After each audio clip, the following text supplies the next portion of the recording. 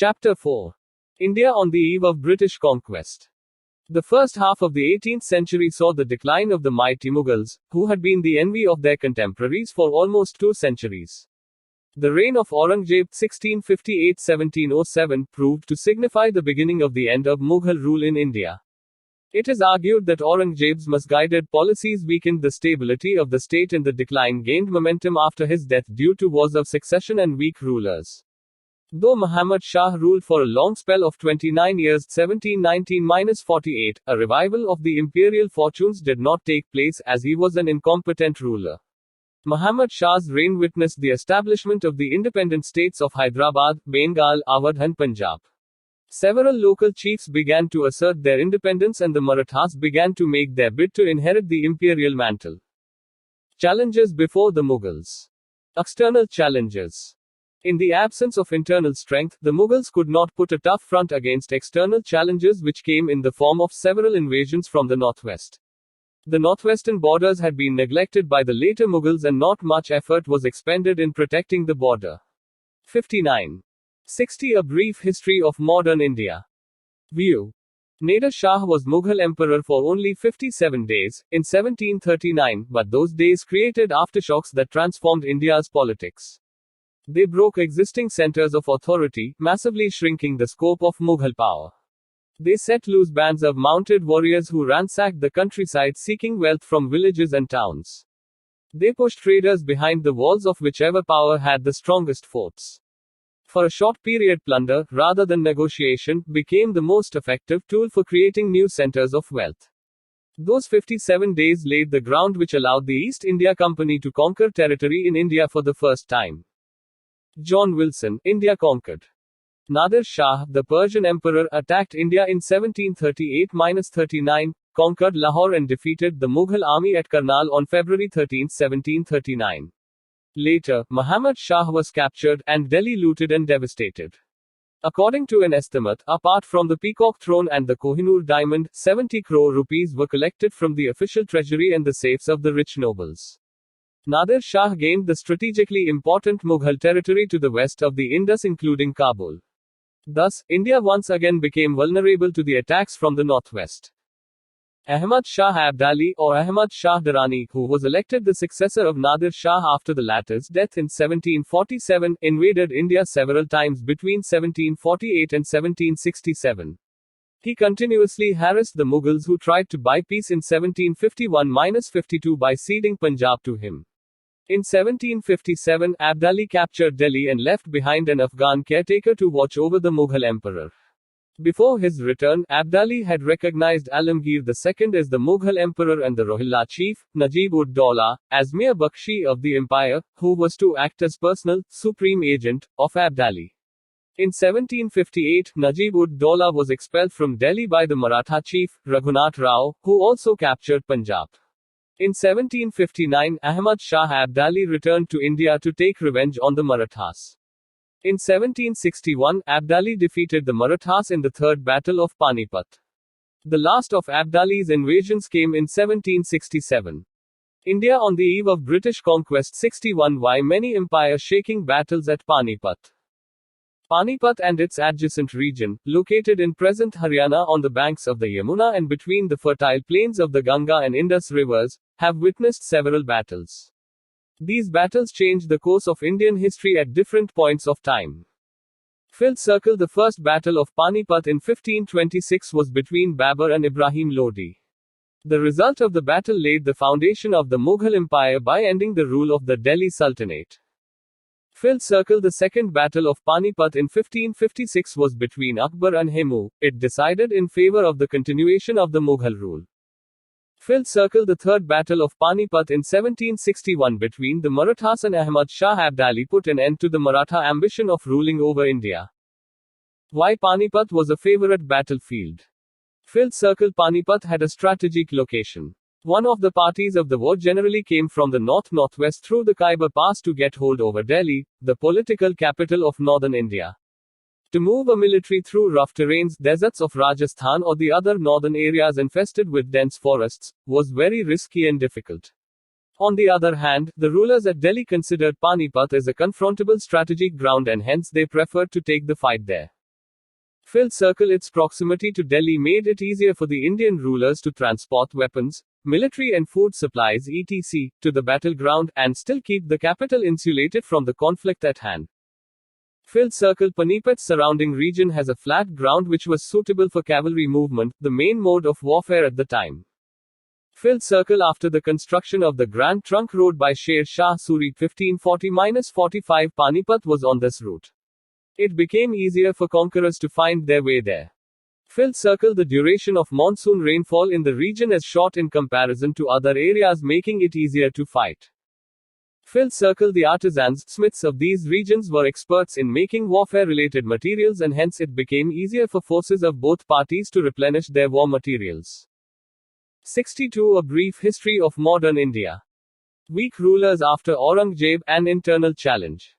Bahadur Shah I 1709 March 1712. After a nearly 2-year-long war of succession, the 63-year-old Prince Muazzam, the eldest son of Aurangzeb, became the emperor, taking the title Bahadur Shah. He was later called Bahadur Shah I. He had killed his brothers Muhammad Azam and Kam Baksh in the war of succession.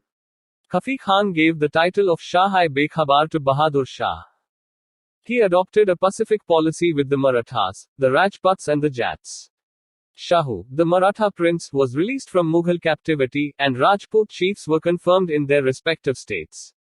However, the Sikh leader Banda Bahadur attacked the Muslims in Punjab, and hence the emperor took action against him. Bahadur Shah I died in February 1712. Jahandar Shah March 1712 to February 1713. With the help of Zulfikar Khan, Jahandar Shah became the emperor. Zulfikar Khan was appointed prime minister. He introduced Izara system to improve the financial condition of the empire. Jahandar Shah abolished jizya. Farrukhsiyar 1713-1719. After killing Jahandar Shah with the help of Saeed brothers, Abdullah Khan and Hussain Ali, known as kingmakers, Farrukhsiyar became the new emperor. He followed a policy of religious tolerance by abolishing jizya and pilgrimage tax. In 1717, he gave farmans to the British. In 1719, the Saeed brothers, with the help of Peshwa Balaji Vishwanath, dethroned Farrukhsiyar. Later, he was blinded and killed. It was the first time in the Mughal history that an emperor was killed by his nobles. Rafi-ud-Darajat, February 28 to June 4, 1719, he ruled for the shortest period among the Mughals. View. Bahadur Shah I was the last emperor of whom anything favorable can be said. Henceforth, the rapid and complete abasement and practical dissolution of the empire are typified in the incapacity and political insignificance of its sovereigns. Sidney Owen. India on the eve of British conquest 63. Rafi-ud-Daulah, June 6 to September 17, 1719, the Saeed brothers placed Rafi-ud-Daulah with the title Shah Jahan II on the throne. The new emperor was an opium addict. Muhammad Shah 1719-48. After the death of Rafi-ud-Daulah, Roshan Akhtar became the choice of the Saeed brothers. Muhammad Shah, as he came to be known in history, was given the title of Rangila, due to his luxurious lifestyle. Muhammad Shah, with the help of Nizam-ul-Mulk, killed the Saeed brothers. In 1724, Nizam-ul-Mulk became the Wazir and founded the independent state of Hyderabad. In 1737, Baji Rao I, the Maratha Peshwa, invaded Delhi with a small army of 500 horsemen. In 1739, Nadir Shah defeated the Mughals in the Battle of Karnal and later imprisoned Muhammad Shah and annexed areas west of the Indus into the Persian Empire. Ahmad Shah 1748-1754. Ahmad Shah was an incompetent ruler who left the state affairs in the hands of Udham Bai, the Queen Mother. Udham Bai, given the title of Qibla-i-Alam, was a lady of poor intellect who ruled with the help of her paramour, Javed Khan, a notorious eunuch. Alamgir II 1754-1758. Alamgir II was a grandson of Jahandar Shah. Ahmad Shah Abdali, the Iranian invader, reached Delhi in January 1757. During his reign, the Battle of Plassey was fought in June 1757. Shahjahan III 1758-1759. Shah Alam II 1759-1806. His reign saw two decisive battles, the Third Battle of Panipat 1761, and the Battle of Buxar 1764. In 1765, according to the terms of Treaty of Allahabad, August 1765, he was taken under the East India Company's protection and resided at Allahabad. He also issued a farman granting to the company in perpetuity the Diwani, the right to collect revenue of Bengal, Bihar and Orissa. In 1772, the Marathas took him to Delhi where he lived till 1803. In 1803, he again accepted the protection of the English, after the defeat of Daulat Rao Scindia by the English. Afterwards, the Mughal emperors became the pensioners of the English. 64 A brief history of modern India. Akbar II, 1806-37, he gave the title of Raja to Ram Mohan Rai.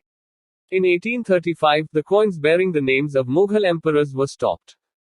Bahadur Shah II, 1837-1857, Bahadur Shah II, a Bahadur Shah Zafar being his surname, was the last Mughal emperor. The revolt of 1857 had made a futile attempt to declare him the Emperor of India. He was captured by the English and sent to Rangoon where he died in 1862. In legal terms, the Mughal Empire came to an end on November 1, 1858 with the declaration of Queen Victoria. Causes of decline of Mughal Empire. Why the Mughal Empire declined has been a subject of debate among historians. Scholarly opinion can be divided along two broad lines, those who view the matter as generally empire-related and those who regard the developments as region-related. The empire-related or Mughal-centric view sees the causes of the decline within the structure and functioning of the empire itself. The region-related view finds the causes of Mughal decline in the turmoil and instability in the different parts of the empire. The decline was due to both aspects. The process of disintegration of the Mughal Empire began during the reign of Aurangzeb, but it picked up momentum only after his death in 1707. At his death, conditions were not such that the process of decline could not be checked. Although Mughal authority was challenged by several chiefs and rulers, none could assert independence in the face of the imperial might. The Sikhs, Marathas and Rajputs did not possess the capacity to overthrow the empire. They merely resisted Mughal power to gain and keep their independence in their respective territories. Thus, if the successors of Aurangzeb had been capable rulers, the empire might not have fallen. Most of the emperors who came after Aurangzeb proved to be incapable, weak and licentious monarchs who hastened the process of disintegration of the empire and, finally, its collapse. India on the eve of British conquest 65. The major factors which contributed to the downfall of the Mughal Empire are discussed below. Shifting allegiance of Zamindars. Two classes shared the power of the state with the emperor during the medieval period, the Zamindars and the nobles. The Zamindars were hereditary owners of their lands who enjoyed certain privileges on hereditary basis, and were variously known as Ray, Rajas, Thakas, Khuts or Deshmukhs. They occupied an important place in the empire because they helped in the collection of revenue and in local administration, for which they maintained soldiers. Though the Mughals had tried to curb the power of the Zamindars and maintain direct contact with the peasants, they had not wholly succeeded. During the reign of Aurangzeb itself, there was a marked increase in the power and influence of the Zamindars. The biggest fallout of this was that regional loyalties were encouraged. Many local Zamindars helped the nobility, the other powerful class within the empire, to take advantage of the weakness of the empire and carve out independent kingdoms for themselves. Jagirdari crisis. The nobility comprised people who were either assigned large jagirs and mansabs or appointed subadars of Mughal subas and given the responsibility of maintaining these. To this class belonged many Rajput rulers, subadars and mansabdars. Mughal rule has often been defined as the rule of the nobility, because these nobles played a central role in administering the empire. Although Akbar had provided a well-knit organization for them, there was divisiveness among the nobility on the basis of religion, homeland and tribe, and each category formed a group of its own. Mutual rivalry, jealousy and contest for power among the various groups during the rule of the later Mughals, in the absence of a strong central leadership, not only reduced the prestige of the emperor, but also contributed to the decline of the empire. 66 A brief history of modern India. Views. The roots of the disintegration of the Mughal Empire may be found in the medieval Indian economy. The stagnation of trade, industry and scientific development within the limits of that economy. The growing financial crisis which took the form of a crisis of the Jagirdari system and affected every branch of state activity. The inability of the nobility to realize in the circumstances their ambitions in the service of the state and consequently the struggle of factions and the bid of ambitious nobles for independent dominion. The inability of the Mughal emperors to accommodate the Marathas and to adjust their claims within the framework of the Mughal Empire, and the consequent breakdown of the attempt to create a composite ruling class in India, and the impact of all these developments on politics at the court and in the country, and upon the security of the northwestern passes. Individual failings and faults of character also played their due role, but they have necessarily to be seen against the background of these deeper, more impersonal factors.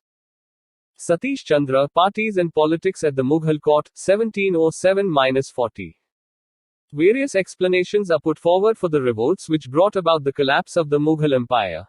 Here our main concern is with what our 17th and early 18th century authorities have to say. And it will be seen that they, at any rate, put the greatest store by the economic and administrative causes of the upheaval and no little of religious reaction or national consciousness. Thus was the Mughal Empire destroyed. No new order was, or could be, created by the forces ranged against it. Irfan Habib, The Agrarian System of Mughal India. The more I study the period, the more I am convinced that military inefficiency was the principal, if not the sole, cause of that empire's final collapse. All other defects and weaknesses were as nothing in comparison with this. Long before it disappeared, it had lost all military energy at the center, and was ready to crumble to pieces at the first touch. The rude hand of no Persian or Afghan conqueror, no Nadir, no Ahmad. India on the eve of British conquest 67. Abdali, the genius of no European adventurer, a Napoleon or Clive, was needed to precipitate it into the abyss. The empire of the Mughals was already doomed before any of these had appeared on the scene, and had they never been heard of, there can be little doubt that some Maratha bandit or Sikh freebooter would in due time have seated himself on the throne of Akbar and Shah Jahan. William Irwin, Army of the Indian Mughals. A common impression is that the decline, fall of the Mughal Empire were due to the degeneracy of its sovereigns. But it was irretrievably ruined in the reign of Aurangzeb, a monarch of great ability, energy and determination, but lacking in political insight, and a bigoted Musulman. He struck the first mortal blow by reversing Akbar's wise and generous policy of ignoring distinctions of race and religion, and reimposing the jizya or poll tax on his Hindu subjects, whereby he estranged them, and turned the noblest and most warlike of them, the Rajputs, hitherto the staunchest supporters of the throne, into deadly and persistent enemies. And Shivaji and his followers not only vindicated their independence, but struck a second mortal blow at the integrity of the empire. They destroyed its military reputation. They exhausted its accumulated treasure. They spread disorder and devastation over the Deccan and beyond it. They established an imperium in imperio. Thus the empire, though not dissolved, was hopelessly debilitated. The effective authority of the central government was thenceforth in abeyance. Nadir Shah, after inflicting the extremity of humiliation on the emperor and his capital, annexed the imperial territory west of the Indus. The dissolution of the empire was complete. Sidney Owen, The Fall of the Mughal Empire. The Mughal Empire and with it the Maratha overlordship of Hindustan fell because of the rottenness at the core of Indian society. The rottenness showed itself in the form of military and political helplessness. The country could not defend itself, royalty was hopelessly depraved or imbecile, the nobles were selfish and short-sighted, corruption, inefficiency and treachery disgraced all branches of the public service. In the midst of this decay and confusion, our literature, art and even true religion had perished. J.N. Sarkar, Fall of the Mughal Empire, Vol. IV. 68 A Brief History of Modern India. Rise of Regional Aspirations.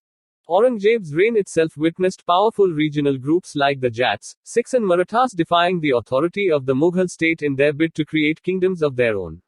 They did not succeed in their efforts, but they influenced the future course of political events in their respective regions.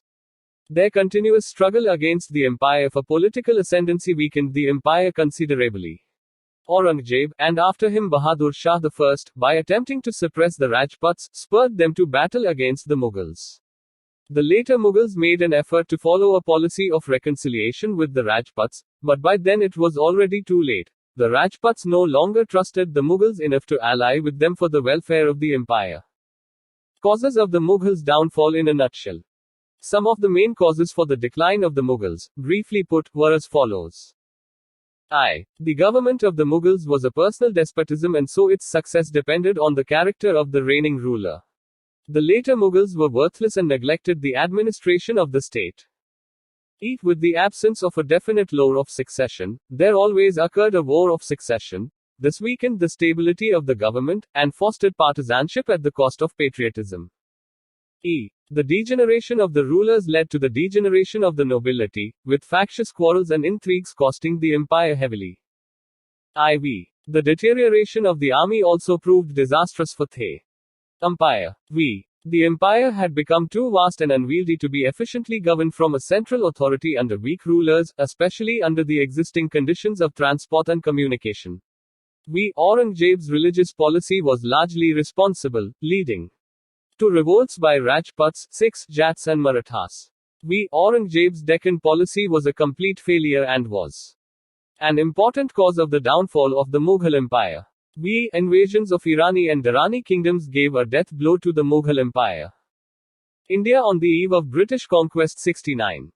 The Marathas too were becoming a formidable enemy. Their aim was at first limited only to regaining control over the region of Maharashtra, but it soon went on to include getting legal sanction from the Mughal emperor for collecting Sardeshmukhi and Chauth throughout India. They forged northwards and, by 1740, succeeded in spreading their influence over the provinces of Gujarat, Malwa and Bundelkhand. The Rajput struggle against the empire and the growing ambition and power of the Marathas, thus, adversely affected the Mughal might. Economic and administrative problems. The number of amirs and their ranks or mansabs had increased sharply over time. There was little land left to be distributed among them as jagirs. Aurangzeb tried to solve the problem of acute shortage of jagirs or bejagiri by showing enhanced income from the jagirs on record. But this was a short-sighted measure as the amirs tried to recover the recorded income from their jagirs by pressurizing the peasantry.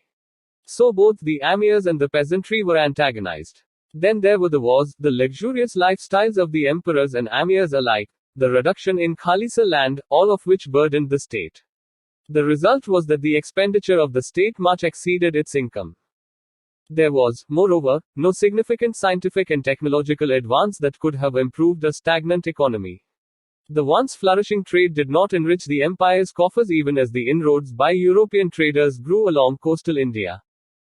These economic and administrative problems only multiplied following the death of Aurangzeb. The empire had become too vast to be efficiently administered by a centralized system when the rulers were weak and incompetent. Rise of regional states. The states that emerged as a result of the decline of the Mughal Empire can be classified into the following three broad categories. Successor states. These were the Mughal provinces that turned into states after breaking away from the empire. 70. A brief history of modern India. Though they did not challenge the sovereignty of the Mughal ruler, the establishment of virtually independent and hereditary authority by their governors showed the emergence of autonomous polity in these territories. Some examples are Awadh, Bengal and Hyderabad. Independent kingdoms. These states came into existence primarily due to the destabilization of the Mughal control over the provinces, examples being Mysore and the Rajput states. The new states. These were the states set up by the rebels against the Mughal Empire, examples being the Maratha, the Sikh and the Jat states. Survey of regional kingdoms. Hyderabad. The founder of the Asaf Jah House of Hyderabad was Qilichh Khan, popularly known as Nizam-ul-Mulk. It was Zulfikar Khan who had first conceived the idea of an independent state in the Deccan. But with his death in 1713 the dream remained unfulfilled.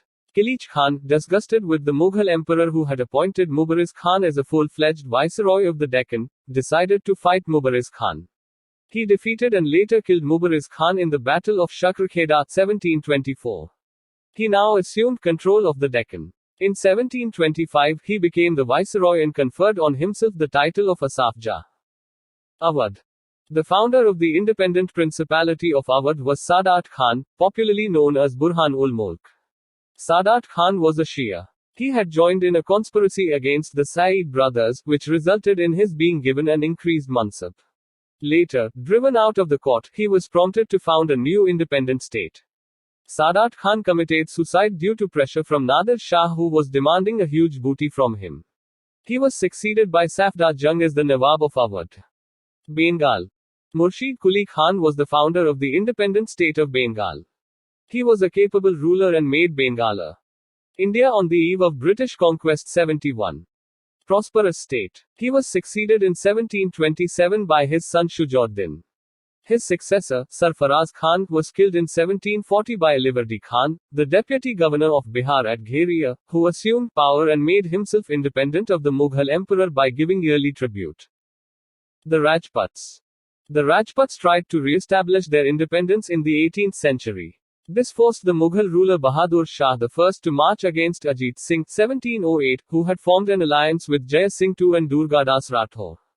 But the alliance was broken and the situation was saved for the Mughals. At one time the Rajputs controlled the entire territory extending from the south of Delhi up to the western coast. Mysore. Another important state to make its appearance in the 18th century was that of Mysore. This territory, located at the junction of the eastern and western Ghats, was ruled by the Vodayas. Various powers, interested in this territory, turned the area into a constant battlefield. In the end, the Mysore state was brought under the rule of Hyder Ali, who ruled the state but not without trouble. He was involved in constant warfare with the British and so was his son Tipu Sultan.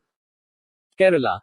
Martanda Varma established an independent state of Kerala with Travancore as his capital. He extended the boundaries of his state from Kanyakumari to Kochi. He made efforts to organize his army along the western model and adopted various measures to develop his state. The Jats. The agriculturist Jat settlers living around Delhi, Mathura, and Agra revolted against the oppressive policies of Aurangzeb. After some initial setbacks, Churaman and Badan Singh succeeded in setting up the Jat state of Bharatpur. But it was under Suraj Mal that Jat power reached its zenith. He not only provided an efficient system of administration but also 72 A Brief History of Modern India. Greatly extended the territory of the state. His state included territories from Ganga in the east to Chambal in the south and included the Subas of Agra, Mathura, Meerut and Aligarh. However, the Jat state suffered a decline after the death of Suraj Mal in 1763. Thereafter, the state split into small areas controlled by petty Zamindars who mainly lived by plunder. The Sikhs. Guru Gobind Singh transformed the Sikhs into a militant sect in defense of their religion and liberties. Banda Bahadur, who later assumed the leadership of the Sikhs in 1708, was defeated and killed. In the wake of the invasions of Nadir Shah and Ahmad Shah Abdali, the Sikhs once again asserted their authority. At this stage they organized themselves into 12 miles or confederacies which exercised control over different parts of the kingdom. The credit for establishing a strong kingdom of Punjab goes to Ranjit Singh. He was the son of Mahan Singh, the leader of the Sukar Chakya Misl. Ranjit Singh brought under control the area extending from the Satluj to the Jhelum. He conquered Lahore in 1799 and Amritsar in 1802. By the Treaty of Amritsar with the British, Ranjit Singh acknowledged the British right over the CIS Satluj territories. Ranjit Singh proved to be an efficient administrator. He greatly modernized his army with the help of Europeans. But towards the close of his reign, the English forced him to sign the Tripartite Treaty in 1838 with Shah Shuja and the English Company, whereby he agreed to provide passage to the British troops through Punjab with a view to placing Shah Shuja on the throne of Kabul. Ranjit Singh died in 1839. His successors could not keep the state intact and, soon enough, the British took control over it. The Marathas. Perhaps the most formidable province to emerge was that of the Marathas. Under the capable leadership of the Peshwas, the Marathas uprooted the Mughal authority from Malwa and Gujarat and established their rule. At one time they claimed the right to be the chief inheritors of the Mughal dominion, but their authority was challenged by Ahmad Shah Abdali in India on the eve of British conquest 73. The Third Battle of Panipat 1761. The Marathas quickly recovered from the defeat and offered the most formidable challenge to the English East India Company in the struggle for political supremacy in India. Rohilkhand and Farrukhabad. The states of Rohilkhand and the kingdom of the Bangash Pathans were a fallout of the Afghan migration into India. Large-scale immigration of Afghans into India took place in mid-18th century because of political and economic turmoil in Afghanistan. Ali Muhammad Khan took advantage of the collapse of authority in North India following Nadir Shah's invasion, to set up a petty kingdom, Rohilkhand. This was the area of the Himalayan foothills between Kumaon in the north and the Ganga in the south. The Rohilas, as the inhabitants of Rohilkhand were known, suffered heavily at the hands of the other powers in the area, the Jats and the Awadh rulers and, later, the Marathas and the British. Muhammad Khan Bangash, an Afghan, set up an independent kingdom to the east of Delhi in the area around Farrukhabad, during the reigns of Farrukhsiyar and Muhammad Shah. Nature and limitations of regional states. The independent political systems that emerged in the provinces continued to maintain ties with the Mughal imperial authority and acknowledged the emperor's importance as an umbrella. Even rebel chieftains of the Marathas and Sikhs recognized the Mughal emperor as the supreme authority. The polity that emerged in these states was regional in character, and functional with the collaborative support of the different local groups like the Zamindars, merchants, local nobles and chieftains. The provincial rulers had to take care of these various local interests in order to maintain themselves. Of course, there were exceptions. For instance, in Mysore, rulers did not recognize the local chieftains. The regional states had certain limitations. The provincial rulers failed to develop a system based on sound financial, administrative and military organization. Though some of them tried to modernize, notably Mysore, on the whole, they were backward in science and technology. Another drawback. 74 A brief history of modern India was the constant warfare these states had with the neighboring regional powers, wars in which none could ultimately dominate. In fact, these states were strong enough to challenge Mughal power, but none was able to replace it with a stable polity at an all-India level. The Jagirdari crisis intensified as income from agriculture declined, and the number of contenders for a share of the surplus multiplied. Though trade, internal and foreign, continued without disruption and even prospered, the rest of the economy stagnated. Socio-economic conditions. 18th century India failed to make progress economically, socially or culturally, at an adequate pace. India became a land of contrasts because extreme poverty and extreme luxury existed side by side. The common populace remained impoverished, backward and oppressed and lived at the bare subsistence level. The rich and the powerful enjoyed a life of luxury and lavishness. But it is worth noting that the life of the Indian masses was, by and large, better in the 18th century than it was after 100 years of British rule. Agriculture. Though agriculture was technically backward, it was worked by the hard labor of peasants. But this hard working class seldom got the fruits of their labor. Even though the agricultural produce supported the rest of the society, a peasant's own reward was miserably inadequate. They were forced to pay exorbitant amounts to the state, the Zamindars, the Jagirdars, and the revenue farmers. But this worsened under British rule. Trade and industry. On account of being self-sufficient in handicrafts and agricultural products, India did not import foreign goods on a large scale. On the other hand, its industrial and agricultural products were in good demand in foreign markets. Hence its exports were more than its imports. Trade was balanced by import of silver and gold. India was known as a sink of precious metals. India on the eve of British conquest 75. Items of import from the Persian Gulf region.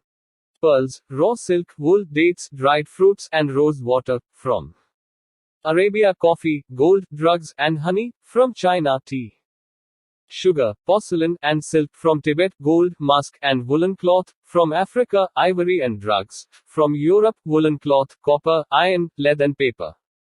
Items of export: cotton textiles, raw silk and silk fabrics, hardware, indigo, saltpeter, opium, rice, wheat, sugar, pepper and other spices, precious stones, and drugs. Important centers of textile industry: Dekcha, Murshidabad, Patna, Surat, Ahmedabad, Broach, Chanderi, Burhanpur, Jaunpur, Varanasi, Lucknow, Agra, Multan, Lahore. Views. Bear in mind that the commerce of India is the commerce of the world, and he who can exclusively command it is the dictator of Europe. Peter the Great. India was a far greater industrial and manufacturing nation than any in Europe or any other in Asia.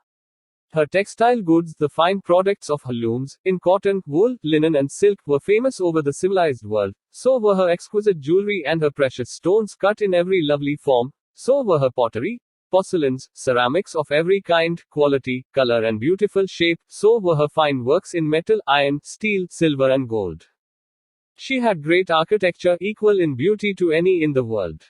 She had great engineering works. She had great merchants, great businessmen, great bankers and financiers. Not only was she the greatest shipbuilding nation, but she had great commerce and trade by land and sea which extended to all known civilized countries. Such was the India which the British found when they came. J.T. Sunderland. For centuries, the handloom weavers of Bengal had produced some of the world's most desirable fabrics, especially the fine muslins, light as woven air, that were coveted by European dressmakers. As late as the mid-18th century, Bengal's textiles were still being exported to Egypt, Turkey and Persia in the west, and to Java, China and Japan in the east, along well-established trade routes, as well as to Europe. Shashi Tharoor, An Era of Darkness. 76. A Brief History of Modern India. Masulipattnam, Aurangabad, Chakakol, Vashakhapatnam, Bangalore, Coimbatore, Madurai, etc. Kashmir was a center of woolen manufactures. Shipbuilding industry. Maharashtra, the Andhra region and Bengal were the leaders in shipbuilding. Indian shipping also flourished on the Kerala coast at Calicut and Quilong. The Zamorin of Calicut used the Muslim Kunjali Maraikas, who were well known for their seafaring ability, for his navy. Shivaji Bhonsal's navy put up a good defense on the west coast against the Portuguese. According to Bipin Chandra, the European companies bought many Indian-made ships for their use. Status of education. The education imparted in 18th century India was still traditional, which could not match with the rapid developments in the West. The knowledge was confined to literature, law, religion, philosophy, and logic, and excluded the study of physical and natural sciences, technology and geography. In fact, due to over-reliance placed on ancient learning, any original thought got discouraged. Elementary education among the Hindus and the Muslims was quite widespread. The Hindu and Muslim elementary schools were called Patshalas and Maktabs respectively. The education was confined to reading, writing, and arithmetic. Children from the lower caste sometimes attended the schools, but female presence was rare. Chatushpatis atolls, as they were called in Bihar and Bengal, were the centers of higher education. Some of the famous centers for Sanskrit education were Kasi, Varanasi, Tirut, Mithila, Nadir and Atkala. Madrasas were the institutions of higher learning for Persian and Arabic, Persian being the court language and learnt by the Muslims as well as the Hindus. Azimabad, Patna, was a famous center for Persian education. People interested in the study of the Quran and Muslim theology had to acquire proficiency in Arabic. Societal setup. Many castes, many sects. The society of 18th century India was characterized by traditional outlook and stagnation. Though there existed a India on the eve of British conquest 77. Certain degree of broad cultural unity, people were divided by caste, religion, region, tribe and language. The family system was primarily patriarchal and caste was the central feature of the social life of the Hindus. Apart from the four Varnas, Hindus were divided into numerous sub-castes which permanently fixed their place in the social scale. Though the choice of profession was mainly determined by caste considerations, exceptions occurred on a large scale, making caste status quite fluid in some parts of the country. Caste councils and panchayats enforced caste norms and regulations. Even though Islam enjoined social equality on the Muslims, they too were divided by considerations of caste, race, tribe and status. Religious considerations not only kept the Sunni and Shia nobles apart but also the Irani, Afghan, Turani and Hindustani Muslim nobles and officials apart from one another. The Sharif Muslims, consisting of nobles, scholars, priests and army affairs, often looked down upon the Ajlaf Muslims or the lower class Muslims in a manner similar to the way of the higher caste Hindus treated the lower caste Hindus. Religious conversions occurred and caste proved to be a major divisive force and element of disintegration in 18th century India. Position of women in society. In the patriarchal family system in India, except in some social groups in Kerala, women possessed little individuality of their own, though there were a few exceptions. While upper-class women remained at home, lower-class women worked in fields and outside their homes, supplementing the family income. Certain outdated and exploitative social customs and traditions such as the purdah, sati, child marriage, polygamy did exist which hindered the progress of women. The plight of the Hindu widow was usually miserable. View. A Hindu woman can go anywhere alone, even in the most crowded places, and she need never fear the impertinent looks and jokes of idle loungers. Abbé Dubois commented at beginning of the 19th century. 78. A Brief History of Modern India. The evil of dowry was especially widespread in Bengal and Rajputana. Sensitive Indians were often touched by the hard and harsh life of the widows. Raja Savai Jaya Singh of Amber and the Maratha general Prashuram Bhau tried to promote widow remarriage but failed. Menace of slavery. European travelers and administrators, who came in the 17th century, reported the widespread prevalence of slaves in India. It is believed that some people were compelled to sell their offspring due to economic distress, famines, natural calamities, and extreme poverty. Generally, higher classes of Rajputs, Khatris, and Kayasthas kept women slave for domestic work. However, the status of slaves in India was better than that in Europe. Slaves were usually treated as hereditary servants rather than as menials. Marriages took place among the slaves, and the offspring coming out of such wedlock were considered free citizens. The advent of Europeans heightened the slavery and slave trade in India. European trading companies purchased slaves from the markets of Bengal, Assam, and Bihar and took them to the European and American market. Abyssinian slaves were sold at Surat, Madras, and Calcutta. Developments in art, architecture, and culture. The decline of the imperial Mughals forced talented people to seek the patronage of newly established state courts like Hyderabad, Lucknow, Jaipur, Murshidabad, Patna, Kashmir, etc. At Lucknow, Asaf-ud-Daula built the Bada Imambara in 1784.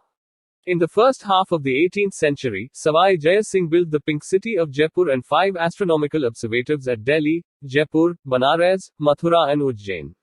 He also prepared a set of timetables called Jij Muhammad Shahi, to help the people in the study of astronomy.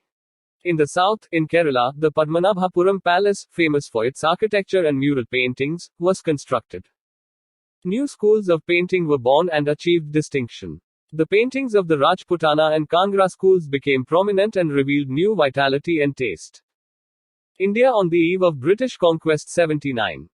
A distinct feature of the literary life of the 18th century was the growth of Urdu language and poetry. It was the period of Urdu poets like Mir, Sauda, Nazir, and Mirza Ghalib 19th century. In South India, Malayalam literature flourished under the patronage of the Travancore rulers. Kanchan Nambiyar was a noted Malayalam poet. The Tamil language was enriched by sitar poetry. Tayumanavar 1706-44, one of the best exponents of sitar poetry, protested against the abuses of temple rule and the caste system. Here Ranja, the romantic epic in Punjabi literature, was composed by Waris Shah. In Sindhi literature, Shah Abdul Latif composed Risalo, a collection of poems. These are just some examples of literary works in regional languages. Summary. Why the Mughal Empire descended. Phil Circle weak successes. The Mughal Empire was a personal despotism and its success depended upon a strong and capable monarch. Phil Circle absence of definite law of succession. Continuous wars of succession. Absence of law of primogeniture fostered partisanship at the cost of patriotism. Phil Circle Aurangzeb's religious and Deccan policies. The religious policy antagonized the Rajputs, Sikhs, Jats, and Marathas. Deccan policy kept the emperor away from the capital for a long duration. Phil Circle degeneration of rulers and nobles. Phil Circle deterioration of army. Phil Circle too vast an empire. The vast empire became a difficult task for weak rulers to administer efficiently. Phil Circle external invasions. Invasions of Irani and Durrani kingdoms. Nadir Shah, Ahmad Shah Abdali, gave a death blow. Phil Circle economic decline. Endless wars, stagnation in agriculture, and decline in trade and industry emptied the royal treasury. Phil Circle advent of Europeans. European companies interfered in native politics, hastening the disintegration of empire. Phil Circle shifting allegiance of Zamindars. Phil Circle Jagirdari crisis. Phil Circle rise of regional aspirations. Rise and establishment of Awadh, Bengal, Hyderabad, Mysore, Kerala, Rajput states and Jat states accelerated the process of disintegration. Rise of regional states. Phil Circle 3 categories. 80 A brief history of modern India. Phil Circle successor states. Hyderabad 1724, Nizam-ul-Mulk Bengal 1717, Murshid Quli Khan, and Awadh 1722, Sadat Khan Burhan-ul-Mulk. Phil Circle independent states. Mysore under Hyder Ali, Kerala King Martanda Varma, and Rajput states, Raja Savai Singh of Amber. Phil Circle new states. Marathas, Sikhs, Jats, and Afghans. Socio-economic conditions. Agriculture. Phil Circle stagnant and technologically backward agriculture compensated by very hard labor of peasants. Phil Circle peasants paid revenues to state, Zamindars, Jagirdars, and revenue farmers. Phil Circle major produce crops, rice, wheat, sugar, pepper, spices. cotton, etc. Trade and industry. Trade flourished. Cotton textiles, raw silk, silk fabrics, hardware, indigo, saltpeter, opium, rice, wheat, sugar, pepper, spices, precious stones, and drugs were exported. Gold, musk, woolen cloth, copper, iron, lead, paper, porcelain, pearls, dates, dried fruits, coffee, tea, ivory, rose water, etc. were imported. The textile industry was famous for its produce. The shipbuilding industry flourished. The metal industry was also well developed. Education. Filled circle. Elementary education imparted through pathshalas and maktabs. Filled circle. Chatushpatis or talls among Hindus, and madrasas among Muslims were the institutes of higher learning. Filled circle. Absence of the study of science and technology and geography was a general feature. Society. Filled circle. Apart from the four varnas, Hindus were divided into many subcastes which differed in their nature from place to place. Filled circle. Muslims were also divided by considerations of caste, race, tribe, and status, even though their religion propagated equality. Art, architecture and culture. Filled circle. Asaf-ud-Daula, in 1784, built Bada Imambara at Lucknow. Filled circle. Savai Jaya Singh built Pink City of Jaipur and 5 astronomical observatories, Delhi, Jaipur, Mathura, Banaras, Ujjain. Filled circle. Painting schools of Kangra and Rajputana came into prominence. Filled circle. In northern India, growth of Urdu language and poetry took place. Prominent Urdu poets were Mir, Sauda, Nazir, and Mirza Ghalib. Filled circle. Regional languages developed. Tamil language was enriched by sitar poetry.